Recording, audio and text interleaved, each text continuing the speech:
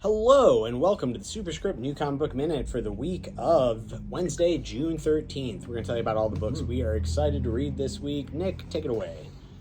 Well, let me start with the showstopper here. We got Frank Frazetta's Mothman. I didn't know Frank Frazetta drew Mothman. I always just think of, Just your Conan the Barbarian style fantasy stuff. But no, Yeah. There's Mothman too. I like a good Mothman. So if you want to read a book, these are kind of stories based on the art of Frank Frazetta. But this is a sweet looking Mothman on the front, I gotta say. So check that out for all you people into your cryptids and whatnot, or into Frank Frazetta art. Then we got another one, obviously another comic, Murder Inc. Jagger Rose #2. So I had missed the boat on #1 coming out, but this is Brian Michael Bendis and art by Michael Avon Oeming, the team behind Powers. So this looks sweet. I'm excited to check out #1. We still have that on the shelf. It's about a clandestine group of assassins, and there's the Pope is involved, so I don't know if they are strictly like assassins for the church. They may be, but I don't know. This looks cool, and as always, the Michael Avon Oeming art is phenomenal. Colors are really great. Yeah. So that looks cool. Murder Inc. Then we've got for Pride Month, we've got Marvel Voices Pride. So this is a collection of stories. A whole bunch by members of the LGBT community, authors and artists. We got 9 different stories here. So a big old Marvel Pride book for you. And then from DC, we've got DC Pride through the years. So this one is like a different take. This highlights DC stories from the past that introduce LGBTQ characters, or by authors of the LGBT community and so on. So check those out. Marvel Voices Pride and DC Pride through the years for Pride Month. Then part of the Dawn of DC, we got Green Lantern #2. I have been waiting for a new Green Lantern to jump on some Green Lantern stories, and now's the time. Now is the Dawn of DC. This is by, I'm not too familiar with Jeremy Adams. First What issue else is he's really done, good, though. but I the first don't one was good. know him either, but So looking forward to checking this out.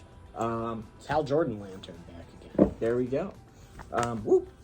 Then we've got, this is an exciting one, from Image, Void Rivals #1 by Robert Kirkman. So this is a sci-fi story by none other than Kirkman. I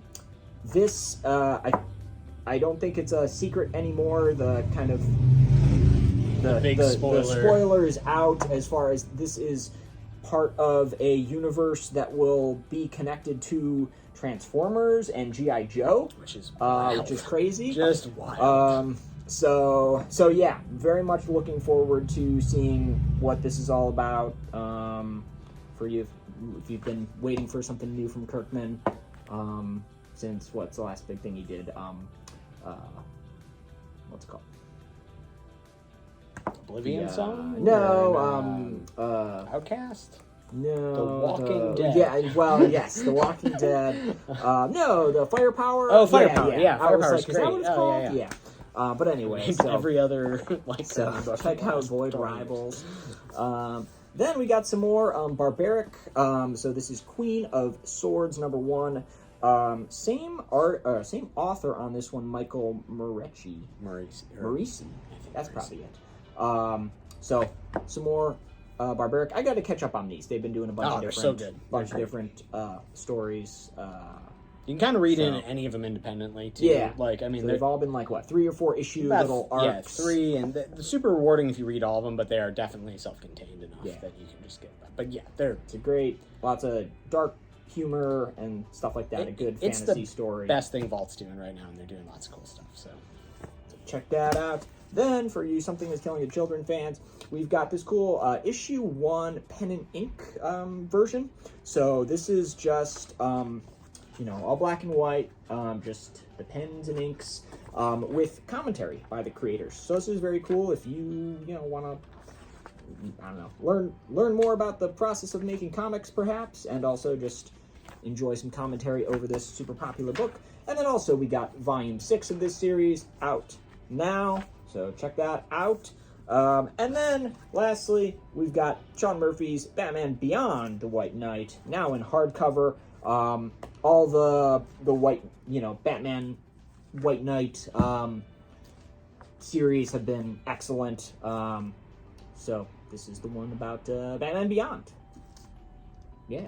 Cool. So that's what I'm looking forward to. How about you? I got a bunch of stuff this week. So first, the thing I probably have the most to say about is Black Panther #1 by Eve Ewing. Eve Ewing, who wrote most recently that Monica Rambeau book, and you know her from creating Riri Williams or writing Riri Williams, and also she has what's the other book by her that she did this year? That I'm trying to think. Eve Ewing. So it was Ironheart. It was that Monica Rambeau book. Anyways, she's great. She is from outside of comics originally. She writes a lot of like scholarly work, like sociological stuff about pedagogy and teaching and schools and poverty and things like that. And she's a great writer. She got talked into writing comics by Ta-Nehisi Coates after he wrote Black Panther. So very excited. Just the last 3 runs of Black Panther have all been insanely good, like just wild, great stuff. And if anybody can follow it, Eve Ewing can. I've liked everything she's written for Marvel since she started. So really, really excited there. Also, really, really excited for this Spirit World book by Alyssa Wong. This is, I believe, the former Bruce Wayne's teacher who was an assassin during the Nightfall, her daughter, I believe. I am not super up on this, but looks awesome. And it dives into like a magical, mystical part of the DC universe, and John Constantine's in it, so of course I like it. Zing is a wild-looking indie book. Very, I don't know. Those look cool. Yeah, I mean, this is like if you like weird art and weird future fi comics, this is definitely for you.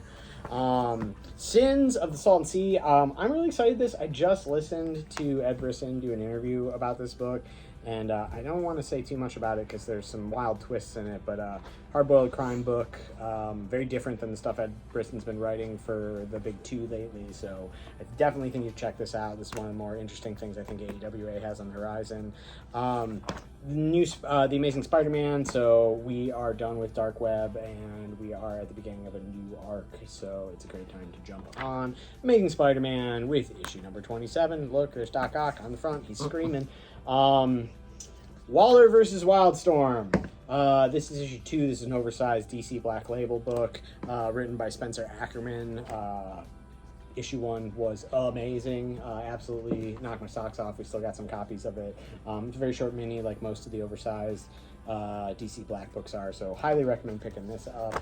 Spider-Man India. I missed the boat on Spider-Man India last time they did one, and so I'm looking forward to diving in. The art looks great, and I like when the Marvel Universe goes to places that are not New York.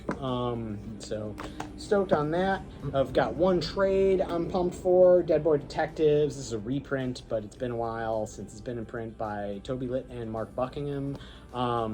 James Tynion is writing a Dead Boy Detectives books right now. Dead Boy Detectives comes from Sandman, so if you're a Sandman fan, definitely worth reading. This run's exceptional. You don't have to have read Sandman to get into it, though. So, but it's spooky. I think if you like Gerard Way comics and stuff, you'd probably be into this too. Yeah, very much good, weird teen hijinks, but like adult content, but not in a, you know what, I failed to articulate this book. It's just that cool that it's hard to describe. Skeleton on it. And then the last thing, 20 years ago, your friends here started reading a fantasy book called Battle Chasers, drawn and written by Joe Madureira, and we're getting issue 10. He's gonna finish it. I loved this book as a kid. It was probably like the thing that introduced me to like manga, is like art style and stuff, because Joe Mad was like big into manga as a kid. Which was when he was like drawing Age of Apocalypse, was at like the same time he was late on deadlines because too busy playing Final Fantasy VII, as the apocryphal stories go. And then, he left comics to design video games, and he's come back a couple of times, and now he's back to finish what he started at Image Comics. So I never thought I would get to say the words, add Battle Chasers to my subscription list, which I guess I didn't have to say because I'm one of the owners of the store, and I don't really have to tell anybody to do that. I can just do it myself. But still, Battle Chasers 10. It's a real thing. I'm holding it in my hands. This is awesome.